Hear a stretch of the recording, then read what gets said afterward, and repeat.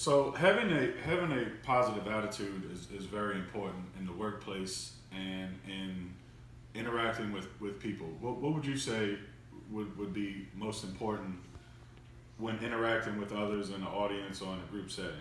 Having a positive attitude with other people. Correct. So having a positive attitude does many of things. When we're communicating, we have to have a positive attitude. It influences our communication skills, and we get better reception from the people we're communicating with. Also, as you can see, having a positive attitude creates happiness, and happiness is key. Throughout life, living positive and have creates happiness, along with allows for an optimistic and enthusiastic outlook on life. You think differently, you see things differently because you're positive and you're happy. It also limits stress. I mean, stress is very important.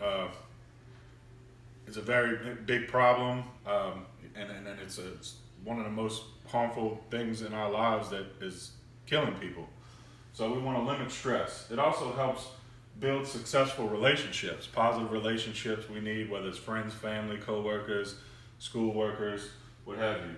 But the number one most important thing is a positive attitude is vital to good communication. If you have a negative outlook or ho-hum about everything and the way you communicate, your communication skills is going to be lacking. So having a positive attitude is vital to communication.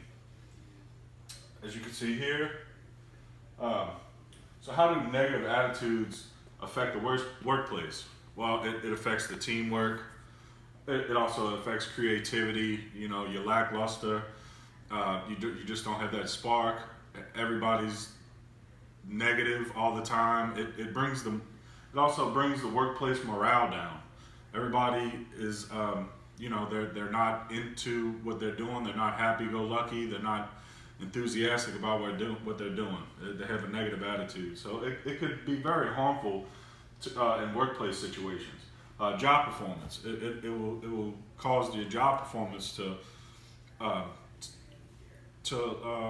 not be up to par.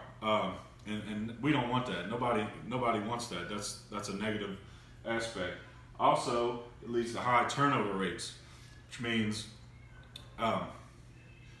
people quit their jobs or they lose their jobs and they're not willing to do the job because there's so much negativity going on.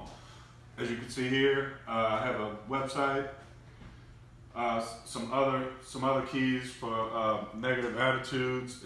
Like I said earlier, it affects job performance, group meetings.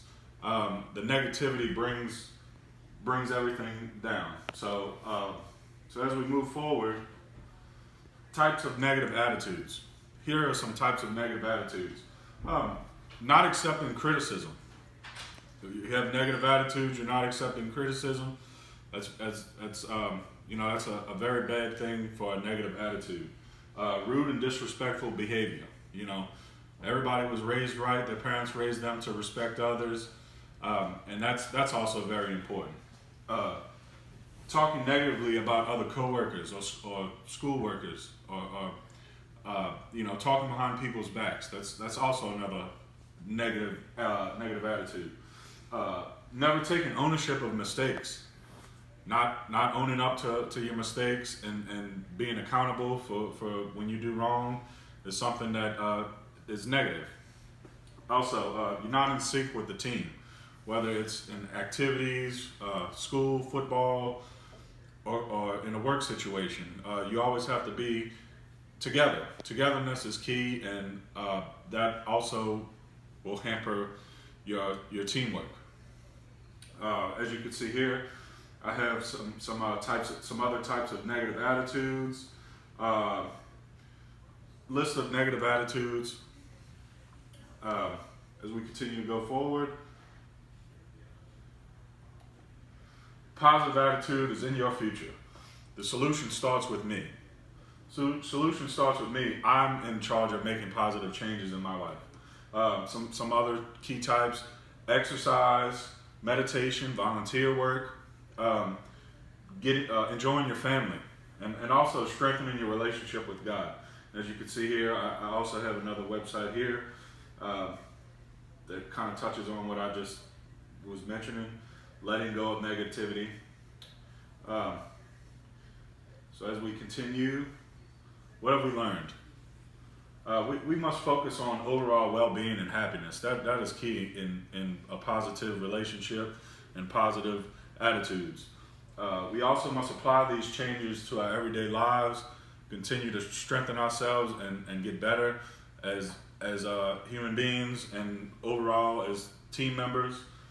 Also allow ourselves to live positive, optimistic, enthusiastic lifestyles, thus leading to successful communication. It's very key. It's very important for what you're trying to do if you're trying to communicate, to have a positive outlook. The importance of happiness and how it creates a positive attitude. Happiness is key. Happiness is vital. It's the most important thing there is.